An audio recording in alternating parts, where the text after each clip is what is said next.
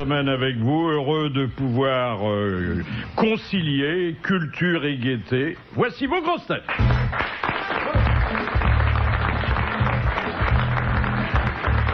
Je le soupçonne d'avoir un faible charnel pour Jean-Pierre Raffarin, Jacques Maillot.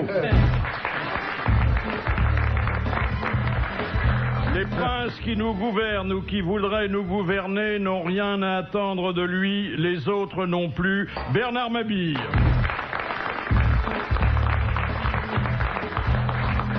Je l'invite pour ramener à la raison une dangereuse équipe de machos, Christiane Collange.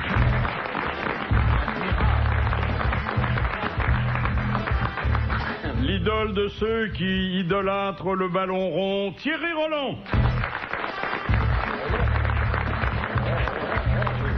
Égal à lui-même, c'est-à-dire mollet glabre, esprit vif et jouant toujours une pièce de Robert Lamoureux, Jacques Balutin.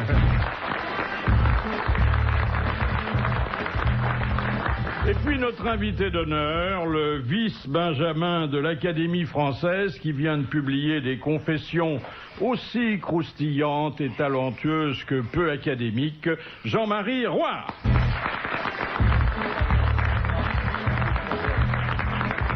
Voilà un joli livre qui s'intitule « Nous ne savons pas aimer ». Bon, tout un programme. Tout un programme et peut-être une généralisation un peu hâtive, hein. Parlez pour vous, mais nous, je crois que, hein, on a fait nos preuves, hein. Oui, professionnel. Mais... Non, mais il faut pouvoir sortir du petit cercle. Oui. Il y a quand même d'autres personnes, et je crois que c'est notre grande... Pour tous ceux qui aiment, et c'est vrai, il y a très peu de gens qui aiment vraiment, et bien ces gens-là se rendent compte, tôt ou tard, que s'ils ont surévalué l'amour, s'ils lui ont donné une grande importance, il y a une insatisfaction. De la partenaire. De tout le monde. Qu'est-ce qu'il entend par petit cercle? Qu'est-ce qu'il entend par petit cercle, Philippe? Moi, je peux vous dire que Jacques Balutin, que je connais bien, a comme devise 50 ans au service de la femme et pas une réclamation. Non, pas une seule. Bon. J'ai toujours pas eu réponse à ma question. Qu'est-ce que monsieur entend par petit cercle? Il est sorti du petit cercle. Oh, bah oui, non, mais moi je demande. Vous n'allez pas entraîner le vice-benjamin, en dépit du mot vice, sur le chemin de vos fantasmes. Très bien. Alors, avec mon épouse, on est très compatibles. On a eu tous les deux la migraine cette nuit. Vous êtes célibataire, Jean-Marie Roy? Oui. Et à vie? Ceci explique cela, d'ailleurs. Oui. À vie ou il pourrait... Non. Normalement, je n'ai pas de position définitive sur la question, non. Le jour où vous rencontrerez votre future veuve, Eh bien, elle aura lu le livre, donc elle saura à quoi s'en tenir. Oui, mais elle connaîtra aussi peut-être le montant de la pension de réversion. Moi, je trouve pas ça drôle. En fait, Philippe, vous suggérez à monsieur qu'il faut qu'il tombe sur une bonne occasion, quoi. Non, mais peut-être que faire une fin, ça s'appliquera aussi à son destin. Parce que ça peut être le fait quand même d'arriver à un certain âge tout seul, ou sinon tout seul, au moins avec des partenaires qui changent toutes les semaines, c'est un peu fatigant, non? Oh, vous changez pas toutes les semaines. C'est pas forcément. C'est pas forcément gay. Vénard. Non, c'est pas forcément gay. Je vous l'avoue, il y a des moments de solitude, je le reconnais. Mais regardez quand même quelques couples autour de nous. Pas ici, bien entendu. Non, mais quelques couples quand même. Oui. Qu'est-ce qu'ils s'emmerdent? Qu'est-ce que c'est atroce? Oui. Vous voyez, donc, je ne pense pas que le couple, et d'ailleurs, quand on interroge beaucoup d'hommes mariés ou de femmes mariées, franchement, ils ne sont pas délirants non plus. Donc, je ne pense pas que ni le mariage, ni le célibat soit en soi quelque chose qui soit condamnable ou dommageable. Je crois que le mieux, c'est de l'occasion. Le mieux, c'est l'impuissance qui dispense de l'un et de l'autre. Pas forcément. Pas forcément. Moi, j'ai un couple d'amis qui s'entend bien. Lui, il s'appelle Jacques, elle, Bernadette, et je trouve que ça va pas mal. Alors, vous avez vu que Bernadette, chez Drucker, elle a exclu l'hypothèse d'un autre septennat. Hein. Ah oui. Oh, bah oui. D'un autre quinquennat. Oui. Oui. On va avoir marre. C'est pas... Ah, mais attendez, c'est elle qui le dit? Oui. Ah, ça- Peut-être que lui est pas de cet avis. Ah bah lui, je suis même ils ont persuadé du temps qu'il est de pour la- en discuter. Ah, mais parce que lui, il fait pas le ménage Ah, mais là-bas. lui, il est certainement de l'avis contraire. Il aura quel âge dans 5 ans? En France, on a le droit de 75. faire 3 quinquennats en France? Il y a 4, 5, il n'y a pas de limitation, c'est pas comme aux États-Unis. Oui, oui. C'est pas les États-Unis ici. Je crois que c'est que la politique, c'est comme la littérature, on peut continuer longtemps après avoir été gâteux. Hein. On est immortels. Moi, je la comprends parce que c'est quand même elle qui fait les campagnes. Ouais. C'est elle qui écrit les bouquins, elle fait un Ah sacré oui, boulot. elle Hein. fait- C'est elle qui va à la télé avec Drucker. Hein. Exactement, c'est elle Ouais, qui oui. fait tout là. Hein. C'est- Elle rame, hein. C'est ça le plus dur boulot d'ailleurs. C'est elle qui transporte Douillet et c'est lourd. Hein. Voilà. Et les sacs de pièces jaunes, c'est dangereux. Vous savez quel est le meilleur moyen de savoir la vérité? C'est de demander au bookmaker à Londres quelle cote il donne pour Chirac un 3e mandat. Oui, ils se trompent pas généralement. trompent rarement. Sauf qu'ils n'ont pas le droit, eux, de faire de paris sur la famille royale. Ah oui, hein. non, mais sur la mort de la La reine. mort. Mais ils Ouais. peuvent faire sur des trucs gays. Oui. Ils peuvent faire sur les Vous voulez trucs dire gays. gay dans quel sens? Gay, non, heureux. Heureux. Sur le prince Charles ou ses fils, enfin, vous voyez ce que je Voilà, veux ils dire? peuvent faire par exemple sur la date du mariage de Charles et Camilla. Parce que ça, c'est heureux. C'est gay. Vous voyez, Charles, Surtout pour Charles. il va finir par y passer, hein, Charles. Et pourtant, vous avez vu la photo de Camilla? Oui, le cheval qui est à côté de lui, vous voyez. Alors, vous êtes pour la galanterie, vous, de ne pas dire du mal des dames, même... Si on peut, si on peut. si on peut. En tout cas, dans ce livre, j'en dis pas beaucoup. Oh, du bien. un petit peu. On reviendra au livre, mais je voudrais avoir votre sentiment sur une actualité qui s'en va un peu dans toutes les directions. Bon, naturellement, on retiendra plutôt l'actualité amusante et badine. Par exemple, ce sondage fort peu galant, lui, publié par Télé 7 jours et repris abondamment par tous les autres médias, sur les popularités comparées de Claire Chazal et de Laurence Ferrari. Alors, il semble que Ferrari ait doublé Chazal. C'est normal. Oui. Pour une Ferrari, si elle double pas Chazal, alors il faut changer de place. Qui est-ce qui construit Chazal? C'est Prost, non? Allez-y. Vous remarquerez qu'il n'y a pas eu, à l'égard de PPDA, qui nous a rejoint à RTL et qui était notre invité d'honneur voilà quelques jours, il n'y a pas eu de sondage identique. Alors que Thomas Hugues, qui est à la ville, je vous le rappelle, Monsieur Ferrari, oui. eh bien, il s'est bien défendu cet été aussi. Hein. Mais PPDA, et c'est pour ça que je le cite, a eu à la question d'un journaliste qui lui disait quand même, est-ce que c'est pas agaçant de voir son remplaçant faire d'aussi bons scores que soi, il a eu cette jolie réponse, c'est la moindre des choses, il n'y a rien de pire qu'un remplaçant qui ne vous rend pas l'endroit dans l'état dans lequel il l'a trouvé. Ah, c'est joli. C'est beau, c'est joli. Ça fait penser à la petite affichette dans les- posée à Dans l'entrée de certaines Non, je commodités. trouve que c'est pas aimable pour un journal de TF1 parce que ça c'est le comparer aux toilettes. Moi, je trouve que c'est pas aimable. Oh, C'est Ah drôle. ouais, je trouve Vous ça pas savez, aimable. C'est amusant. c'est aussi un peu le dépotoir de l'actualité, hein, journal télévisé. Alors, on entre quand même dans le détail. Vous les avez regardés, vous, Jean-Marie Roire, ces deux passionnariats du petit écran? Oui, bien sûr. Oui. Enfin, pas tous les soirs, hein. Je peux prendre les vacances. Non, mais vous excusez pas. Non, Oui, il y a oui, d'autres femmes dans votre vie. Puis il y a d'autres activités que de regarder la télévision le soir. Oui, quoique il n'y a pas de raison que vous ne vous livriez pas à l'activité à laquelle nous pensons tous en regardant la télévision, puisque quand vous faites l'amour, ou en tout cas quand vous êtes dans un lit avec une dame, vous pensez à Napoléon, qui est d'une actualité quand même moins récente. Hein. Ben, franchement, c'est quand même mieux que de faire l'amour en regardant la télévision. Oh non, c'est pas mieux de penser à Napoléon. C'est plus vaste. C'est Madame plus Collot, vaste. tu connais bien, elle préfère C'est peut-être plus la vaste, télé, plus hein. riche. Entre nous, vaut mieux penser à Napoléon qu'à Martine Aubry, hein, parce que... Pour les résultats, oui. Je veux pas être désagréable, mais... Oui, mais enfin, écoutez, vous êtes dans un lit avec une dame qui est charmante. Attendez. Non, c'est dans un lit après l'amour. Là, non. Il faut dire les choses. Alors qu'elles c'est sont. encore pire. C'est encore pire. Après l'amour. Et la vous savez, reconnaissance du bas-ventre, alors. Quelquefois, il y a un peu de mélancolie. On réfléchit, puis alors, on n'est pas maître de sa Non. méditation. Et Et là, on peut soudain penser à Napoléon. Mais pourquoi Napoléon? Attendez.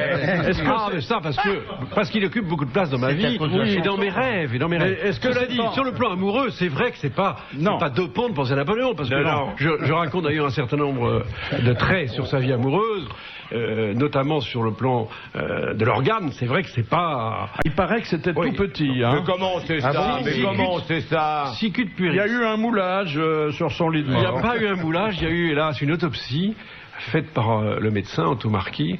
Et c'est lui qui a décrit dans l'autopsie. Mais attendez, une fois qu'il était mort, on ne pouvait pas vraiment mesurer l'objet en action. C'est sûr qu'on ne l'a pas mesuré en érection, mais ça. Sauf que le mort, par définition, il est raide. Hein. Oui, mais il paraît que ça rapetisse quand on meurt. Ouais. Oui. Alors donc, le diagnostic du docteur Antomarchi a été catégorique. Il a regardé le sexe de l'empereur et il a prononcé, je crois, un seul mot. Il a dit vermicelle.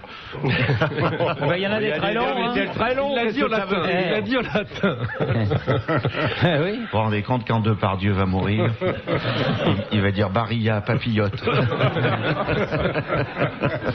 Non mais est-ce que c'est en considérant la toison pubienne de la dame que la référence au petit tondu s'est imposée à vous? Non. Mais c'est vrai que dans cette scène que j'évoque, qui est une scène, c'est vrai qu'il n'est pas très académique, c'est une scène de drague, un soir, dans un bar, je vais draguer une fille. Ou un académicien. Mais oui, je reconnais. Mais vous savez, c'est une confession, j'ai fait un peu mon Catherine Millet, je reconnais. La chair est faible, hein, vraiment.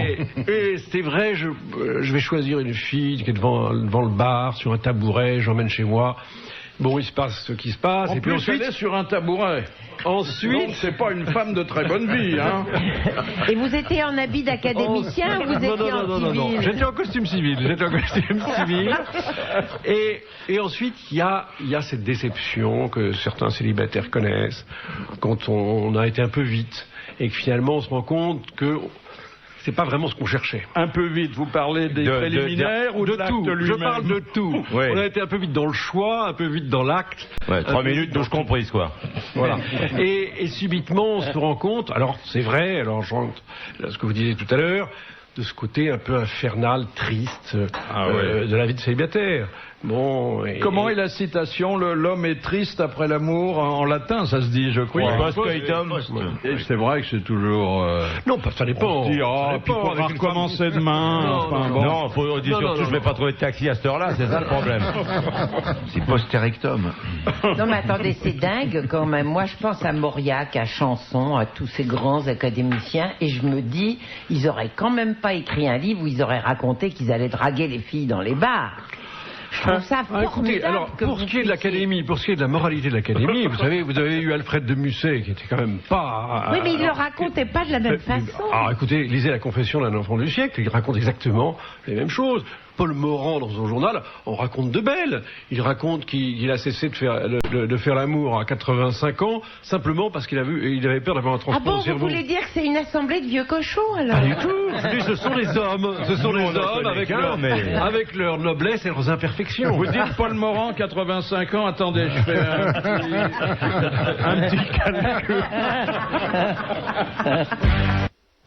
Alors, pour en revenir, et tout à l'heure, on réabordera ce livre dont je vous recommande chaleureusement la lecture, et je dis chaleureusement, pas seulement parce que l'auteur est là, c'est parce que moi j'y ai pris un vif plaisir. Revenons au duel Ferrari-Chazal, parce que naturellement notre confrère Télé 7 jours est entré dans le détail. Alors, d'abord, la plus intelligente, c'est Claire Chazal.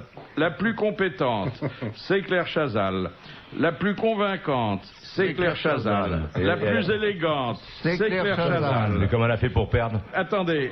Parce qu'elle n'est pas assez baisable. Et finalement, c'est Laurence Ferrari qui l'emporte parce que c'est la plus séduisante. Parce que c'est la plus moderne et c'est la plus sympathique. Vous voyez, il y a une opposition de certaines qualités qui sont, on peut le dire, extérieures pour l'une et plus profondes pour l'autre, mais finalement c'est l'extérieur. Oui, mais je voudrais vous poser une question, Philippe. Est-ce que le sondage a été fait sur toute la population française ou sur des hommes ou sur les téléspectateurs de TF1? Parce que ça Écoutez, ne serait pas du tout les mêmes résultats. Il a été fait sur la page 24, c'est tout ce que je peux dire. Si j'avais participé à ce sondage, le résultat aurait été différent. Parce que moi, j'ai très bien connu Claire Chazal. Je l'ai connue, j'en parle d'ailleurs. J'en parle au quotidien. Elle était au quotidien de Paris, je l'ai vue débuter dans la presse. Sans blague. Pourtant, vous paraissez si jeune. Mais ce que j'ai entendu tout à l'heure de la bouche d'une dame n'était pas tout à fait vérifié. Non, j'ai dit ça elle pour était rire. très séduisante. Elle est toujours très séduisante. Elle est toujours. Mais elle était même vraiment. Mais c'est normal qu'elle soit bien habillée, son Non, mari est dans la voiture. ce que je veux dire par rapport à l'opinion publique, c'est qu'elle a un côté convenable. Mais Et c'est très excitant. effectivement, elle a le côté femme. C'est le feu sous la glace. Non, mais Ouais, parce mais- que, en fait, de près. On sent que vous vous faites des l'avez rencontres connu dans les aussi bars. Non, mais Vous lui avez parlé de Napoléon, on non? sent que c'est une femme. Non, mais Philippe, Le je crois que tempérament et le feu. Ferrari, elle a gagné oui. parce qu'elle est plus proche des jeunes, uniquement. C'est ça qu'il a fait gagner. Mais peut-être que le samedi et le dimanche, les gens regardent moins le journal télévisé. Oh, qu'en pas du semaine. tout. Pas du tout, en faisant l'amour, hein, n'est-ce pas, monsieur Roy, hein? Oui. Tiens, je vais vous poser cette petite devinette. En fait, il s'agit seulement d'identifier l'auteur d'une citation que nous envoie monsieur Tabar, qui a dit « Pourquoi ce nom d'Académie française ?» C'est la question que tout le monde se pose, sauf les académiciens français qui s'en foutent du moment qu'ils n'ont pas froid aux genoux. C'est français mort. Français mort. Académicien? Oh non, c'était pas le genre. hein. C'était pas le genre, bien qu'il ait eu droit à une jolie postérité, hein. Et qui continue d'ailleurs. Michel Audiard? Non, Blondin. non, Francis Blanche. Boudard. non. Il avait témoigné le même irrespect à tous ses contemporains, à toutes les institutions. Léoto. Non, non, Pierre Dac? non. Coluche. Alors, on se rapproche. Des proches. des proches. C'est des proches. des proches. Bonne réponse de Bernard Mabille. Bah oui, il a dit du mal de tout le monde. Pourquoi il en aurait pas dit de la vieille dame du Quai Conti? C'est vrai que vous avez les genoux frileux, monsieur Roy? Bon, pour l'instant, ça va. Oui. Mais on distribue des couvertures le jeudi à la séance du dictionnaire? Non, il fait plutôt chaud, c'est comme ici. À quoi vous attribuez cette chaleur? Mauvaise climatisation ou Non, je fièvre pense que générale? C'est la fièvre, la fameuse fièvre verte. Ah ben la fameuse oui, fièvre la verte, fameuse hein. fièvre verte. Les gens ont chaud. Moi, je voulais dire, chaque jeudi, vous savez ce que je fais? Je me pince. Je me pince et je demande même à mon voisin, qui était hors Sénat, de me pincer. Parce que quand je me retrouve en face de Jean d'Ormesson, d'Henri Troyat, de Jean-François Revel, de Lévi-Strauss que j'ai étudié quand je faisais des études de philo. Je me pince, je me dis c'est pas possible. Moi qui ai eu tellement de mal à avoir mon bac, qui a raté ma première année de droit, qui a raté ma première année de lettres, comment j'ai fait pour me retrouver en face de tous ces types extraordinaires? Bah, vous avez fait comme pour le bac, vous l'avez repassé plusieurs fois. Ah, hein. c'est vrai. Mais le même nombre de fois. Oui. 5 fois. Vous voyez. Mais l'oral, là, ça intervient une fois qu'on est reçu, hein. Ça intervient pour le discours, mais après. C'est-à-dire que pour être élu à l'Académie, il faut visiter tous les électeurs, d'abord en leur assurant qu'on a lu leurs œuvres, ce qui n'est pas toujours vrai, et ensuite en leur témoignant la plus vive admiration. Et pas seulement à eux, quelquefois à leurs animaux familiers. Par exemple, une fois, j'étais voir un académicien qui était merveilleux, c'était un tératologue, un spécialiste des monstres. Je peux dire son nom, il s'appelait le Wolf. Et on m'avait dit, parce que quelqu'un m'avait donné des antisèches, un académicien m'avait donné des antisèches, et voilà de quoi il fallait leur parler. Alors il m'avait dit, il aime beaucoup les chats, il faut lui parler des chats. Alors j'arrive, je dis bonjour maître, bonjour. Il me dit, est-ce que vous aimez les chats? Ah, j'ai dit, oui, j'aime beaucoup les chats. Ah, c'est très bien. Eh bien écoutez, je vais vous présenter un chat. Il se lève, il ouvre une porte, et je vois un matou qui arrive. Mais un matou, vous savez, vicieux, qui arrive, qui s'approche. Et il dit, voilà, je vous présente mon chat, il s'appelle Grouillot. Ah bon? Et alors je me mets à 4 pattes, je dis, minou, minou, minou, minou, minou. Et le chat, qui avait l'habitude des candidats, s'en allait, faisait des tours. Et moi j'étais là, minou, minou, minou, minou. Enfin voilà. Finalement, j'ai été élu. Grâce au chat. Je ne sais pas, mais je ne sais pas s'il m'a porté bonheur. Dans les visites suivantes, vous emportiez du canigou? Ah non, il y a une visite qui était terrible, c'était celle avec un grand catholique, je ne sais pas si je peux dire son nom. Oui, bien sûr. Bien. Il pardonne les offenses par définition. C'était merveilleux, que j'adorais, qui était Jean Guiton.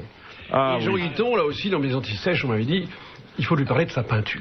Alors j'arrive, et puis j'avais lu dans un journal un article qu'il avait écrit sur la Vierge Marie. Donc je me dis, je ne veux pas lui parler tout de suite de sa peinture, ça serait un peu trop avant, un peu téléphoné. Je veux quand même lui parler de la Vierge Marie. Alors je dis, votre article sur la Vierge Marie, c'était vraiment merveilleux. Vous avez décrit cette femme avec sa beauté, son charme. Alors, il hochait la tête comme ça, il a vu avec sa canne, donc je dis, ça marche. Je continuais sur la Vierge Marie, puis d'un seul coup, il m'arrête, il me dit, vous ne m'avez pas parlé de ma peinture. Je dis non, mais malheureusement, c'est trop tard. Et puis alors, l'entretien se termine, d'un seul coup, il me dit, ah, vous êtes jeune, vous êtes souriant. Alors moi, enfin, mon sourire s'épanouit. Ah, comme ça serait merveilleux de retrouver quelqu'un de jeune, quelqu'un de souriant tous les jeudis à l'académie. Malheureusement, on dit que les gens souriants sont un peu superficiels. Et alors à la fin, l'entretien s'est terminé, il m'a dit, vous savez, j'ai hâte de mourir. Ah, j'ai bon? Oui, parce que vous savez, il y avait Daniel Rops, il y avait Mauriac, les deux m'avaient dit qu'ils voteraient pour moi. Il y en a un qui a menti. Bientôt, je le saurai la vérité. Titier d'Ormesson, je voudrais vous faire entendre une conférence très courte que Jean d'Ormesson a donnée aux grosses têtes à l'occasion d'un récent passage. Vous savez, je me demande si ce n'est pas chez vous. Et je crois que j'étais candidat à l'Académie, que j'avais raconté l'histoire des deux académiciens qui se rencontrent. Et l'un dit à l'autre, comment va notre confrère Attel? Et l'autre dit, oh, à moitié gâteux. Et le premier dit, ah, il va mieux.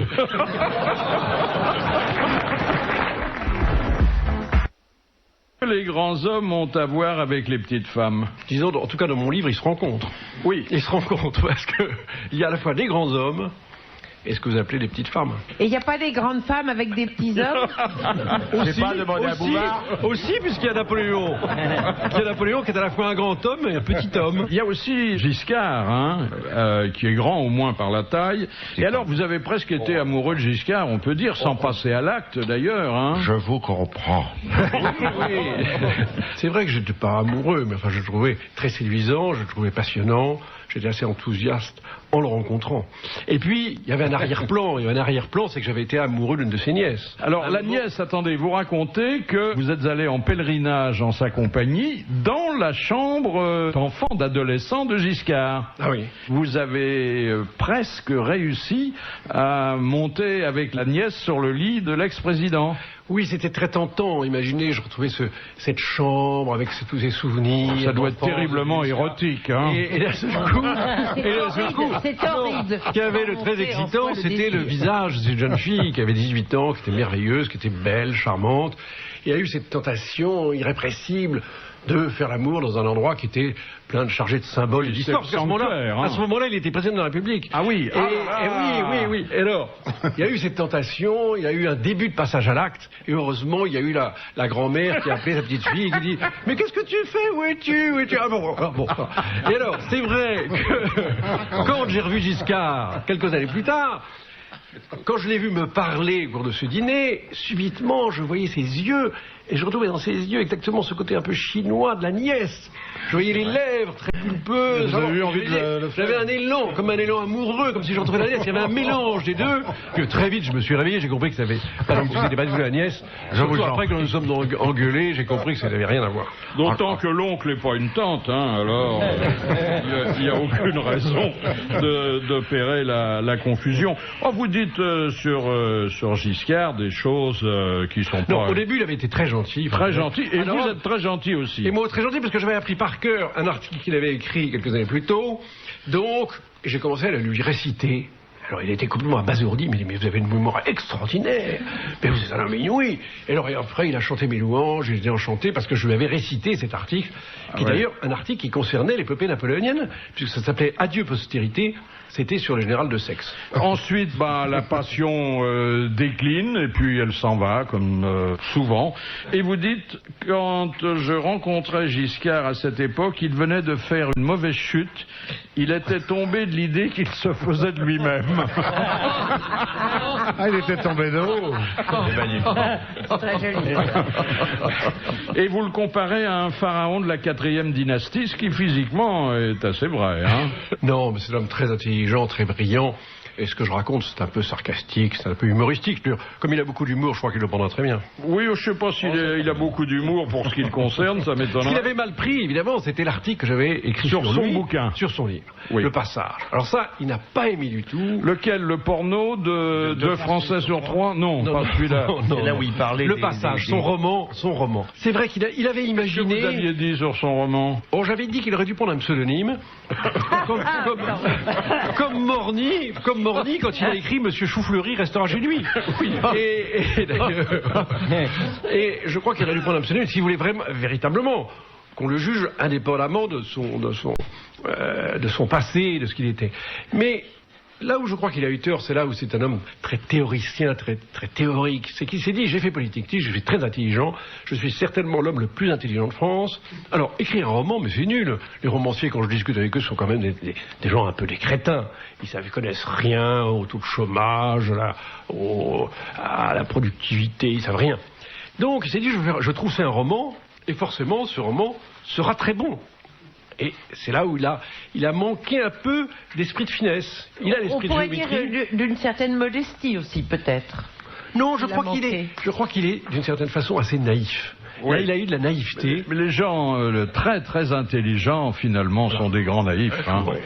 Oui. Mais dites-moi, le hasard est une maîtresse de maison qui tient à avoir des invités de grande qualité, vous réunissent à la même table. Hein, mais ça y est, le courant ne passe plus. Alors là, c'est atroce. Giscard a lu votre critique et d'abord, il vous reconnaît pas. Hein. C'est atroce. Et quand je sais qu'il va y avoir ce dîner, d'ailleurs, j'avais de la chance, je venais d'être élu la veille, je venais d'être élu à l'Académie. Donc j'étais quand même déjà un peu réconforté. Et j'arrive à ce dîner, et de loin, je vois Giscard avec ses yeux comme un canon de fusil dirigé vers moi. Donc je me dis, oh là là, ça va être atroce, pourvu que je sois pas à sa table. Mais évidemment, manque de peau, je venais d'être élu, et donc je suis à sa table. Et ça commence dans une froideur terrible, et d'un seul coup, il s'exclame. J'avais à côté de moi une jeune femme qui venait d'écrire un premier roman. D'un seul coup, il s'exclame, ah, comme je suis heureux qu'il y ait un écrivain à cette table. N'est-ce pas, mademoiselle? Quelle est l'idée de notre roman? Alors, la maîtresse de maison pousse un cri. Dit, mais monsieur le président, nous avons là le plus jeune académicien français. Je sais, mais je sais aussi que c'est un sournois, un haineux. Enfin, voilà, et puis surtout, l'histoire du livre. Ah là là, dis donc. Et tout est sorti devant tout le monde, comme ça, il vous a fait une scène. Bien sûr. Est-ce que quelqu'un qu'on n'a pas élu vous en veut et vous manifeste publiquement sa vindicte? Non, parce qu'il pense qu'au prochain tour, ça ira mieux. Oui, je crois pas. C'est un milieu très feutré. Vous savez, quand on a désiré entrer à l'Académie, c'est qu'on a compris le système, où on a vu que c'était des gens à la fois pas forcément très francs, mais en même temps des gens de bonne compagnie. Donc, qu'est-ce que vous dites des jeunes candidats qui viennent vous voir maintenant? Parce que c'est ça qui est amusant, c'est que maintenant vous êtes de l'autre côté. Oui, et bien justement, j'en ai tiré mon profit de ces visites, et je ne reçois plus de candidats. Je ne reçois plus les jeunes, quelquefois sont des gens. Le doyen Vedel a été élu après moi, vous voyez, c'était pas vraiment un jeune. C'est pour leur épargner. Non, pour leur épargner une humiliation, je trouve que c'est pas gentil. Vous savez ce que Jean Dutour, il nous l'a dit ici, chaque fois qu'il reçoit un candidat, et lui il continue. Il leur pose 2 questions. La première, vous pourriez me prêter 500 francs, ils sont tous d'accord. Et la deuxième, est-ce que ça vous dérangerait pas de faire les vitres parce que ma femme de ménage est souffrante? Il n'y a pas de livre. Vous vous souvenez d'Albert Buisson? Il avait fait une plaquette de 30 pages sur l'aspirine. Et il a été élu brillamment. Hein. C'est vrai qu'il faisait de l'ombre à personne. Hein. Oui, mais je crois qu'il avait refait la toiture de l'Académie. Enfin, il y avait Tiens, justement, il y a un académicien au bout du fil, c'est Jean Dutour. Bonjour Jean. Bonjour mon petit Bouvardounet. Buisson, il a redoré la coupole. Oui, j'ai aujourd'hui quand même un 20e de l'effectif dans l'émission. Hein. Et encore, vous ne savez pas aimer, comme dirait l'autre. Hein. Alors, 2 questions éminemment culturelles que je ne saurais poser à quelqu'un d'autre. Question de Madame Courroyer de Dieppe.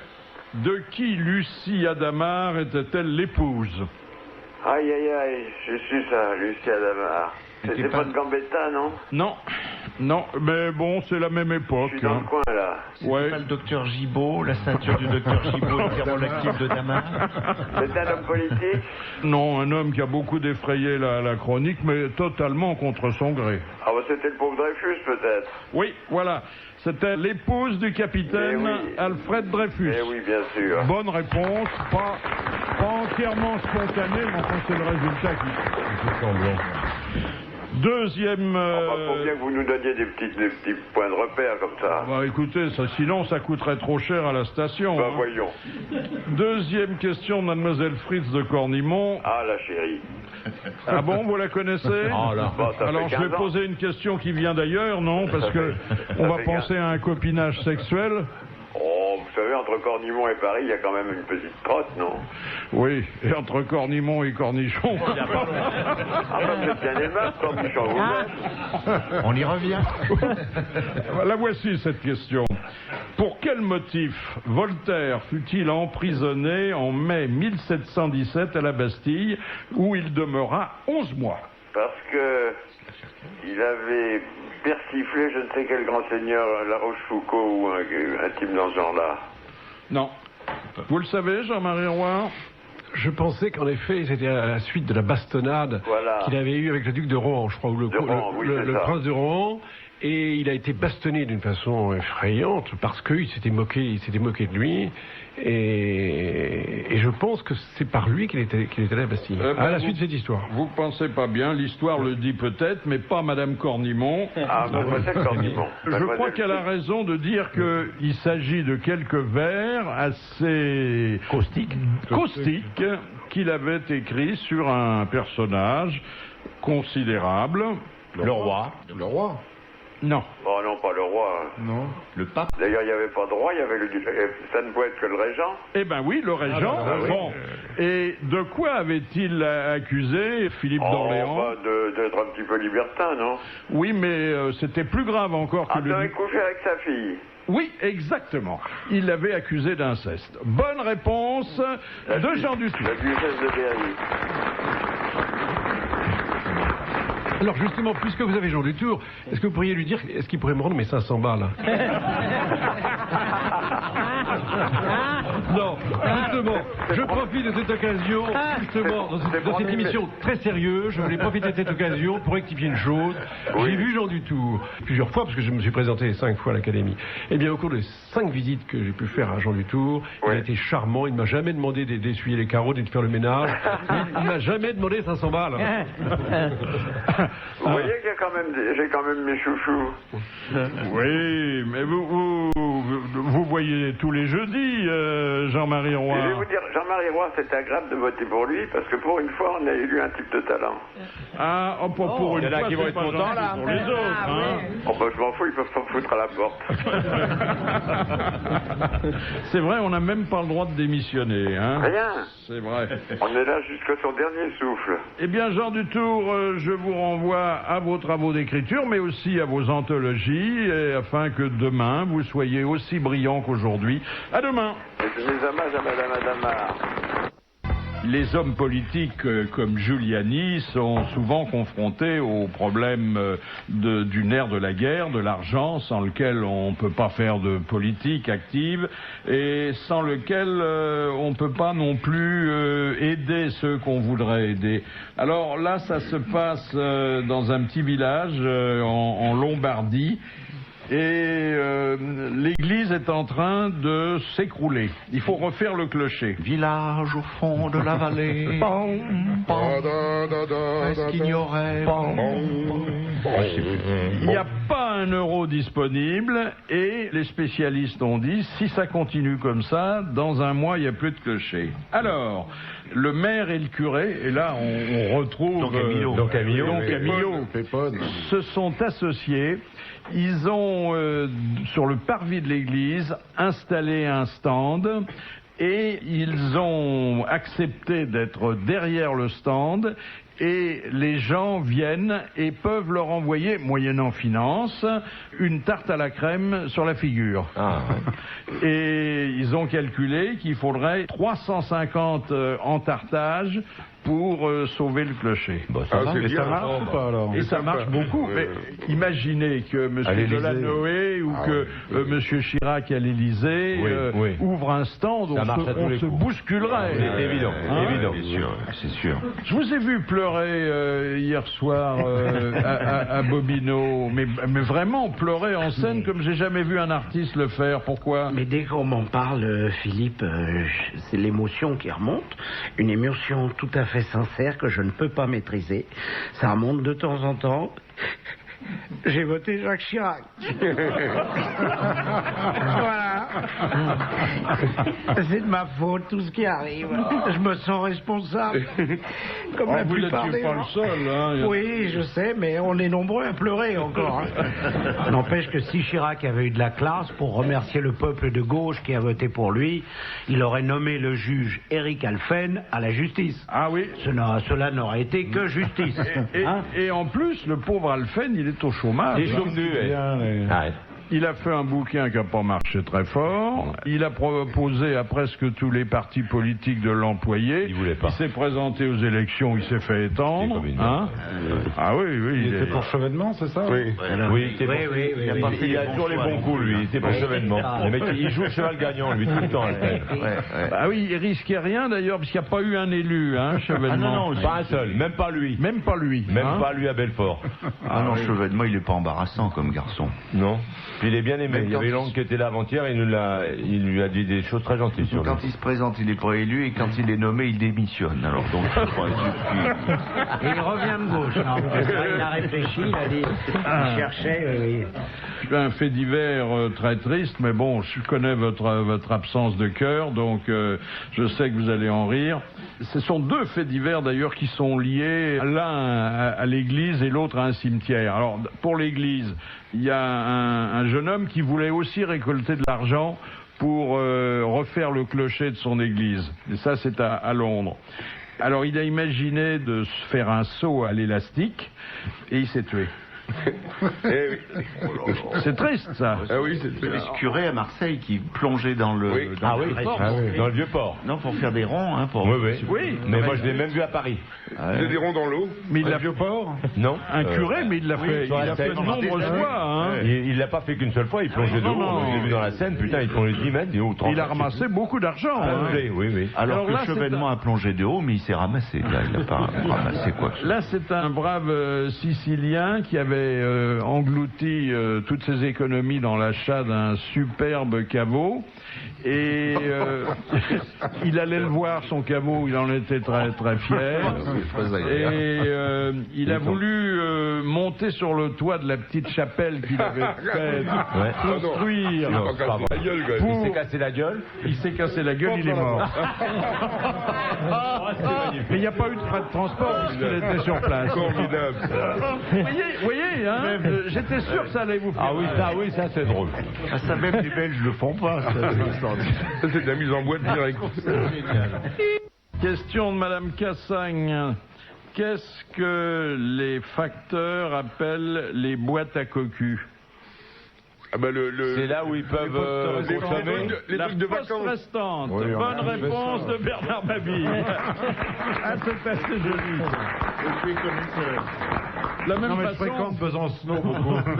De la même façon, d'ailleurs, que les notaires appellent les contrats de mariage des bails à cornes. Ah, des bails à cornes. Oui, enfin des baux à cornes. Mais là, la boîte à cocu, fallait le trouver. Hein, ça. C'est vrai que quelqu'un qui trompe sa femme ou une femme qui trompe son mari se fait adresser des courriers discrètement. Quoi. Monsieur Lacauve de Saint-Vigor-le-Grand demande qui a pour épitaphe Sigi qui a tout dit en n'ayant jamais parlé. Le mime Marceau? Non, mais avant. Un mime? Oui. Le mec qui a fait le Malin du Paradis, comment ça s'appelle? De Bureau. Ah, de Bureau, oui. Exactement, le mime de Bureau. Excellente réponse de Jacques Benson. Il parlait dans un film de Woody Allen. Marceau, oui. Non, Le mime Marceau. Oui. pas de Woody Allen, de Mel Brooks, non Mel Brooks. Mel Brooks. Un film muet où le seul qui C'est le parle, seul qui parle, c'est Marceau. Oui. Mais nous l'avons eu comme invité d'honneur Il est ici. très Il est bavard. intarissable. oui, le pauvre, c'est normal. Bah, il se libère, hein. Il se libère, il en peut plus. Il paraît d'ailleurs qu'il fait un triomphe À Los Angeles. oui. À Los Angeles. Partout. Moi, je l'ai vu à Tokyo, partout, c'est génial. Alors ça, c'est une mauvaise nouvelle pour ceux qui sont des traditionalistes de la cuisine, une bonne nouvelle pour ceux qui veulent pas grossir. On va faire de nouvelles frites dans les McDonald's en éliminant la graisse qui peut provoquer l'obésité du consommateur. Ça, c'est une bonne nouvelle. Bah, c'est une bonne nouvelle, mais ça risque de changer la saveur de la frite. Déjà qu'elles sont pas bonnes, alors là, ça va être franchement dégueulasse. Alors il y a aussi, pour ne pas grossir, c'est le fait d'avoir une grosse Quoi frite. Une grosse quoi? Une grosse frite dans son boc. Ah oui, dans son boc. Oui. Et non pas... nous adorons les contrepétries, ça ne nous fait rire que nous. Hein. J'ai mangé de la tourte aux cailles à l'hôtel du Congre debout. Voilà. Et mon père, j'ai mangé des tartes aux couilles à l'hôtel du Bougre de Con. Il courait tendu à la Vous fois. voyez, la salle est morte de rire. Hein. La Morte salle est morte de de rire, rire. oui. On va en faire On a d'autres. perdu 500 000 auditeurs, mais elle est morte de rire. Haute talente que je guette. Voilà, c'est là où on va pas la traduire. Pourquoi, demande Monsieur Cauchouette Guéret, est-il fortement déconseillé de se baigner nu dans le fleuve Amazon? Les piranhas. Piranha qui te mange les Oui, glaouis. mais de toute façon, nu ou pas nu, ça change pas le Attendez, problème. Hein. Non, alors justement, parce Parce que... qu'il s'attaque au burn. Oui. pas au burn, comme Au vous poil. dites, hein, parce que alors là, ça voudrait dire qu'il suffit d'avoir une certaine couleur de cheveux pour être exposé. Il s'attaque à la zazette. à la zigounette. Non, et c'est pour ça qu'il faut être nu pour que le danger soit réel. Il rentre dedans, Il rentre dedans. Ah oui. C'est le poisson qu'on appelle le poisson Pilote. Rentranus. non, le poisson candiru. Ah, le candiru. Bon. Ouais. Moi, il y a un mérou l'autre jour qui m'a fait ça. Non, mais 45 c'est terrible kilos. parce que il dévore les Robignol, c'était une intestins concierge. de la personne visitée. Oh là là là là. Oui. Voilà, il a des ouvertures comme garçon. Ah oui. Une nouvelle qui est un peu négative, mais vous savez qu'il y avait le chanteur pop américain Lance Bass, ça vous dit quelque chose? Rien du tout, mais la façon de le prononcer, c'est pas étonnant, remarquez. Parce que, non, je suis pas certain qu'il se Son prononce vrai comme nom, ça, le c'est quoi, mec. Philippe? Son vrai nom? Son vrai nom. Même son impresario le reconnaîtra Moi, je connais pas. Lance Bass. Lance Bass, je connais, mais Lance Bass, je connais pas. C'est celui qui avait émis la prétention de participer à un vol spatial russe. Parce que vous savez qu'ils avaient fait déjà appel combien de millions de dollars il avait à payé, des c'est touristes ça. très riches. Oui, il y en a déjà eu deux. Oui, d'accord. Donc il est le deuxième. Alors il devait partir dans un mois. Oui. Et puis c'est annulé parce que il n'a pas payé les 20 millions de dollars. Bah oui, évidemment, attends. Mais quel coup de pub, hein. Ouais. Ah oui. Question de Madame Roger. Ah, mais je la connais bien, c'est Marcel Roger. Oui. Vous l'avez connue, oui, mais elle a été opérée depuis. Oui. Elle s'appelle Simone Roger. Madame Rocher. Qu'ont le droit d'avoir les prisonniers suisses dans leurs cellules et n'est pas toléré en France? Du chocolat. Un transistor. Un couteau suisse. Non. Un téléphone portable. Un coucou qui leur fait encore 230 jours. Coucou, coucou, coucou. Du gruyère. Un copain. Un chien. Une femme. Une bête. Alors, pas un chien. Un oiseau. Une souris. Une souris. Un chat. Un chat. Ils sont trop un chat. C'est une bonne réponse bravo. de Thierry Roland. Applaudissez-la parce qu'il y en a une par an. Le chat qui est un compagnon précieux pour le prisonnier solitaire. Oui. Une chatte, ils ont le droit aussi, peut-être. Oui, pareil. À condition qu'il soit bien traité. Ah. Ouais. À Et en général, ça se passe l'été à la mi-août. Et puis, Tout et des matons. Ouais. la dernière citation envoyée par Madame Parisot, qui a dit « Saint-Martin a donné la moitié de son manteau à un pauvre, Comme ça, ils ont eu froid tous les deux. Oh, c'est des proches, Coluche. Non, c'est pas un humoriste habituel. Monsieur Damar. Non. Mais nous le citons de temps à autre parce que cet homme avait beaucoup d'esprit. Il est mort. Il est mort. Alors, il est mort. J'ai dit l'autre jour qu'il était mort il y a 15 ans et je crois qu'il est mort il y a plus longtemps que ça. Camille. Mais ça ne retire rien à son talent. Prévert. Prévert. Très bonne réponse de Jacques Balutin. Merci à Marc Jolivet d'être descendu quelques instants de la scène de Bobino pour être notre invité d'honneur. À demain.